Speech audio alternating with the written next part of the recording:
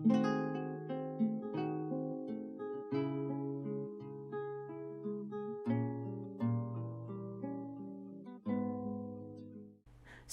I think we'll start this episode with a little bit of a change of pace. Let's go and have a look and see how our Utopia fortress is getting on.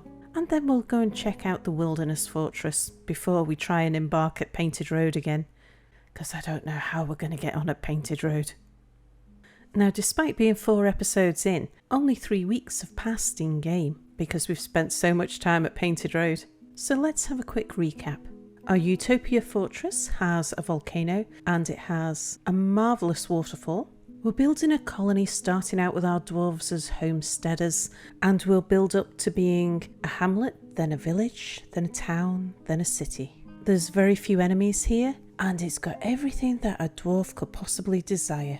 All we've done so far is to dig a little storage room and start hauling our stuff and our cats in. Okay, we're nearly there, just a few more runs to do. Okay, and I'm going to tell him to deconstruct the wagon. Back to the base. The cat zone. To get all of the animals to walk over here by themselves, I'm just going to make that a meeting area. So, what next? Well, I'm thinking that because the llamas are coming inside and they're going to need grazing, I think I'm going to prioritise sorting out their grazing first, even before I do front doors or beds, because I want to make sure that that's in place before the llamas begin to starve. Let's have a look on the surface. What I'm thinking is that we can cut a little area off here for ourselves and just dig a trench over the other side so that the creatures out there can't get to us. And as long as it's a wide enough trench, it doesn't have to be very deep. We'll need to be able to get up onto this surface. I don't think the dwarves can cross this river, and if they can, I don't really want them trying. So let's see. We'd need to channel. I'm going to put this on marker only while we just work out. That's probably as close as we can go to the waterfall without getting trouble with the water leaking over. So let's say we take it over there. We're going to need an overhang, so underneath we would want to mine out a ledge along there. And it's not a huge amount of space, but it's enough for us to get an area to call our own for the grazers, and we'll be able to do some overground farms there eventually as well. So stairs up, and we need to keep over this side. What if we were to put it, say, here? Yeah, that would fit. And then we'd have that connected to the rest of the base through here. Like that. Up, downstairs. Start you there. And then on the surface, some downstairs. Let's just make sure that's aligned. Yes, it is. We'll change these for upstairs. Yeah, and then that gives us a little isolation corridor for the top there. Okay, well, we're going to need to toggle some markings. So all of the dwarves who are not doing anything, get yourself over here. Yeah, we'll do all of them. I was just thinking about maybe just having one on the surface, but we'll do all of them. We'll soon get on to making hatch covers and things. We have one idler, and that's the woodcutter. That's okay, we'll give him something to do in a moment. Alright, now we can get over here. So let's cut down some trees. We want that one gone. We're gonna need to get rid of that one. Probably that one. In fact, let's chop down all of these trees because we're going to want them gone and out of the way of the trench that we're going to dig. And we'll get a wood stockpile. We'll put the wood stockpile right next to the door, I think. See, I don't want it getting in the way of any wall that we might put in, so we'll put it there. Now down here, have we moved everything in from the wagon? Yeah, there's nothing left over here. Okay. So I'm going to remove everything from the stockpile except for the food. We need to keep a stockpile for the food because that'll rot if we don't. Now, what are the animals up to? Are they still coming in? Yep. Still coming in and choosing to hang around. That's fine. Maybe what we'll do is actually tell them that this is where they belong. So, who's not pastured? We'll tell the dogs.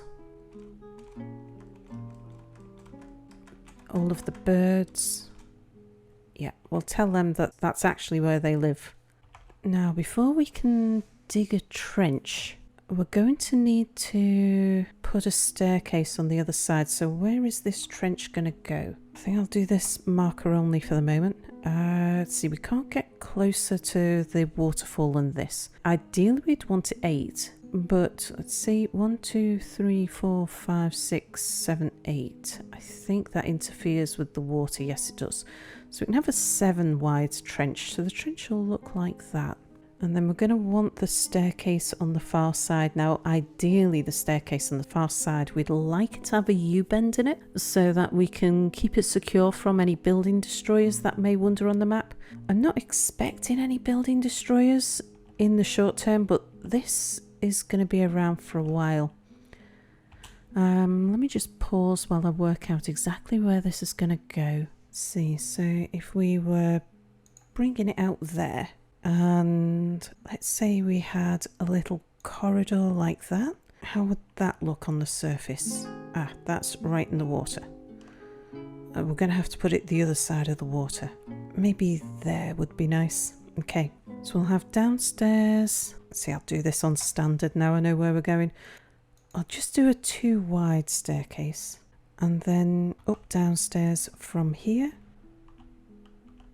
to here. Then below that we'll have an upstairs here to here. And then over here, let's see, a long corridor is actually better. Maybe we'll do it here. So I have a downstairs from here to there. Beneath that we'll have an upstairs from here to there. And then we'll dig a corridor in between. And then we'll connect that up. Okay, we don't need those bits there. We'll just trim that back. Yeah, so that's a functional U-bend. That'll do the trick. And that'll be enough wood to keep us going for a little while. We could do the top level channel because then they'll just be running up and down a ramp. Now let's go visit our wild fortress. So our wild fortress is in a bit of a different situation to Utopia. We have a number of towers that are close to us, so we're in quite a threatening environment. We've moved a lot more quickly. We've dug underground, we've hauled the stuff in, we've got a mason on the go, and we've made some hatch covers and dug ourselves a U-bend so that we can turtle should we get an early attack. Ooh, hematite, that's nice. Right, build a workshop, and we want the carpenter's workshop. We'll just tuck it in this corner here. Basalt, it's closest. Okay, so we're also going to want to start chopping down some trees. And the first trees that we want to chop down are the ones that are going to be in the way as we start to channel. So we'll start channeling from the highest point. Well, this is going to be the underhang, starts here. So it's the level up, we want the overhang. See, so that would be the corner, but on the surface, we're going to want it one back. So we're going to be channeling out there and channeling out here. Yep, that'll do. Okay, so the trees to start chopping down will be 8 away from this edge. So that is 1, 2, 3, 4, 5, 6, 7, 8. So anything at that level. Oh, we don't want that on marker. Put it back on standard and we'll do that again. There we go. So we want those there, And then from here, we want 8 down. 1, 2, 3, 4, 5, 6, 7, 8. Everything along here. All right, that's plenty of trees to get us going. Now, wood stockpiles. We don't want to be carrying the wood all over the place. We're going to get a lot of wood and we're going to want as much of it shifting as possible. We'll keep it inside where we know we're going to be channeling. And we'll put another wood stockpile down this end. We may need more space. If we do, then we'll place down more. But that will do us for the moment. Let's make sure that we're not using this stockpile for wood. We're starting to see the hatches go in place. That's good. Okay, everybody else should start hauling wood now. And how are we doing for things on the map? Oh my, we have a wild animal which is a demon of Toulon. What are you? A one-eyed humanoid with large mandibles. Its charcoal skin is waxy. This night creature was first created by the dwarven necromancer Toulon Bridge towns of tattooed halls after horrible experiments on the dwarf Kippist, ivory revered in grotto dipped in the year 195. And that's a wild animal? Where are you? I have a feeling that is disturbingly close. Are you in a tree? You are in a tree. You wouldn't by any chance be stuck. Oh, he moves really quickly.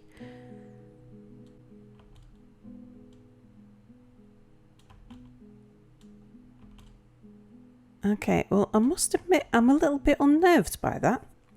That seems a bit worrying. I think what I'll do, I'll start getting the dwarves channeling some of this. Let's start getting us secure, getting the animals secure, and I'll keep an eye on where that creature goes. We'll just look and see if it's paying any interest in us or whether it's just really is a wild animal that's wandering around. Okay, 1, 2, 3, 4, 5, 6, 7, 8. Go to there. Any more? And the reason for 8 is because a tree that grows on this bank can spread out by 3, and a tree that grows from this bank can spread out by 3, and a 2 gap means that it's very, very unlikely that anything will jump. Alright, where are you? We'll just follow it for a minute. Okay, it's getting close again. I think I'm going to have to get the animals underground. Maybe just call the dwarves in as well.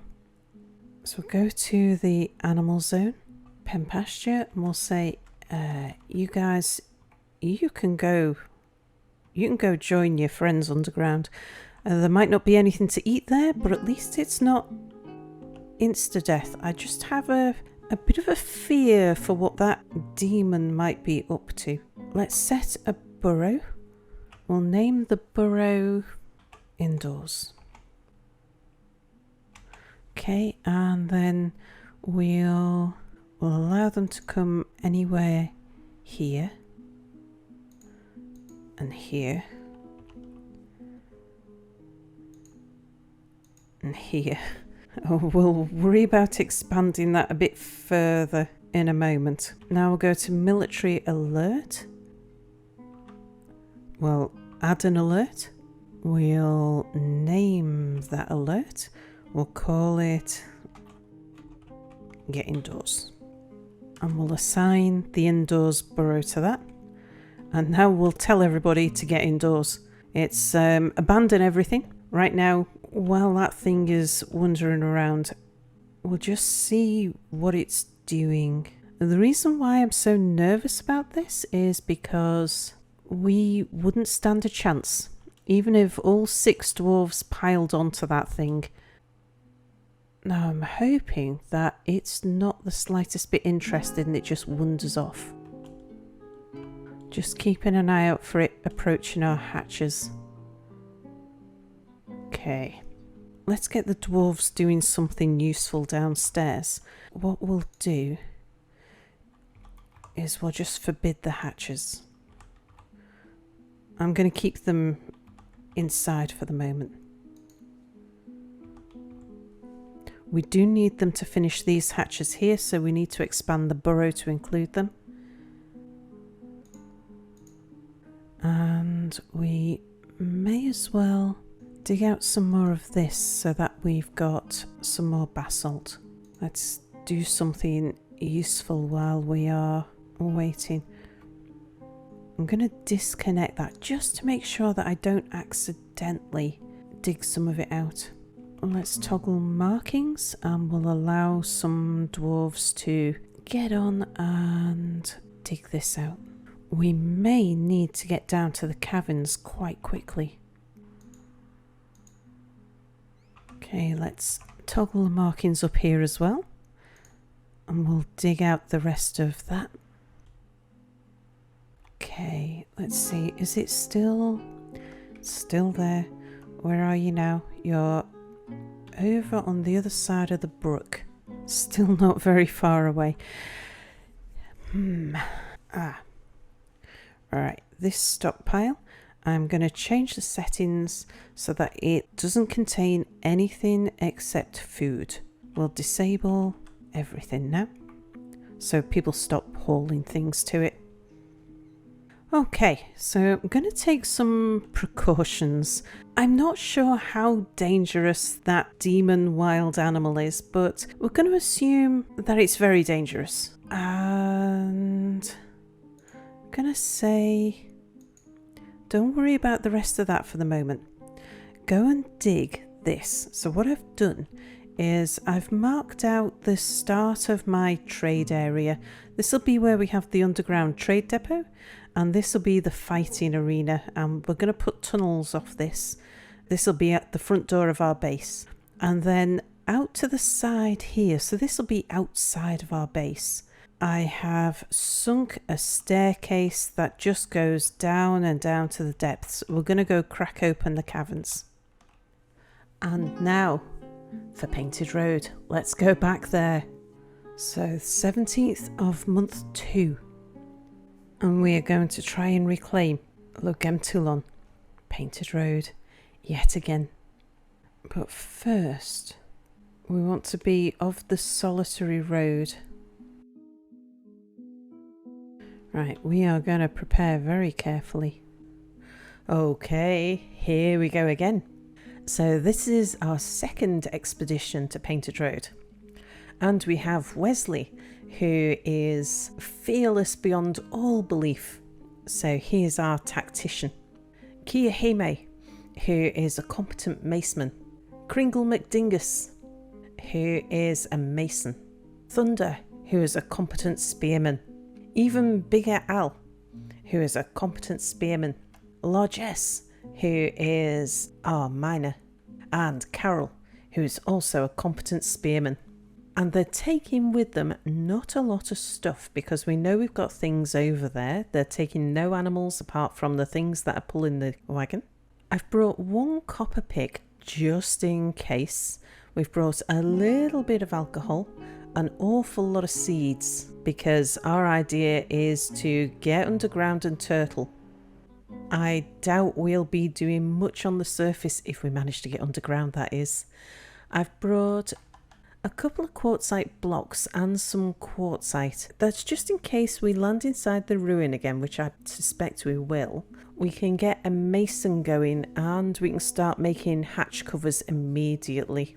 They call themselves the Hopeful Mirror, and their symbol is the symbol of the 6 adventurers and their 6 yaks.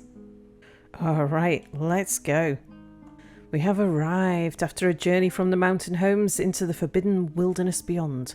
Our harsh trek has finally ended. Our party of 7 is to make an outpost for the glory of all of the solitary road. There are almost no supplies left, but with stout labour comes sustenance, whether by bolt, plough or hook. We shall provide for our dwarves, we hope.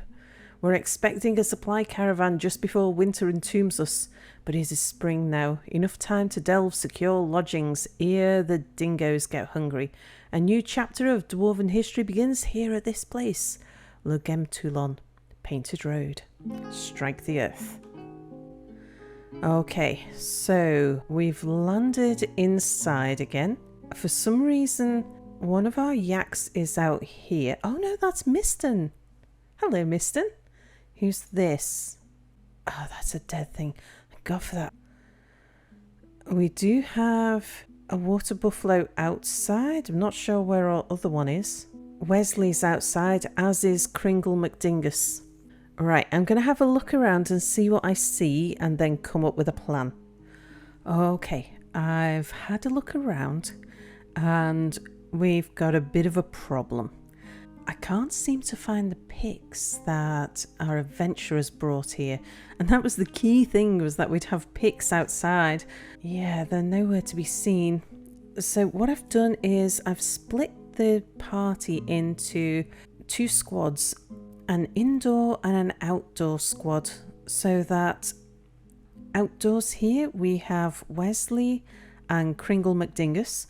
Now Kringle is our workshop guy. I've set up a burrow out here and over that block there, and I've unforbidden that block. So what we're going to do first is build a mason's workshop.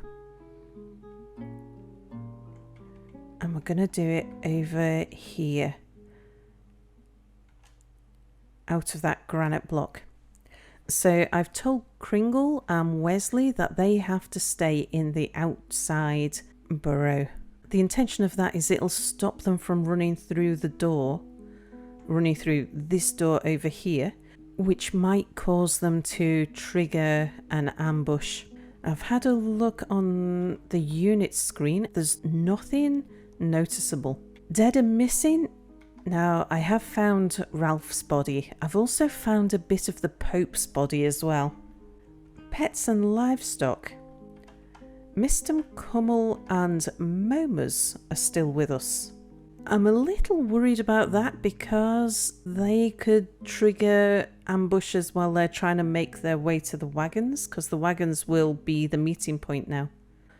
Cummel is downstairs experiencing mortal fear. Oh. And Momas has found her way into this room that we've not seen before. That's interesting.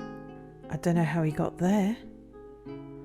Okay, we can see a lot more than we've been able to see before. We just don't see how to get in here.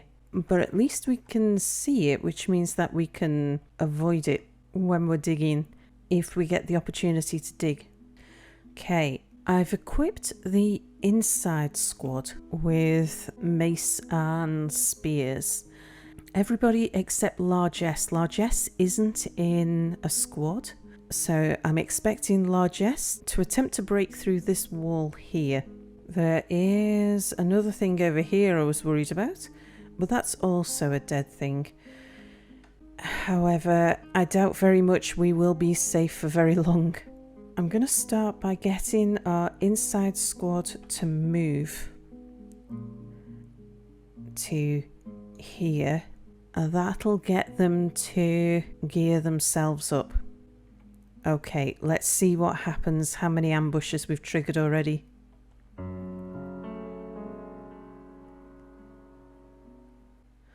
Okay, Miston has triggered an ambush. Sherlock? Oh, don't tell me that our adventurers are hostile. Oh no, Flamebreaker and Sherlock are hostile. Oh, this is bad. Oh, this is bad. I thought they'd be neutral to us. Okay, I'm moving the inside squad to there. Alright, who's doing what? Kringle's gone to construct the mason's workshop. Largesse is removing the construction. Alright, let's see how this goes.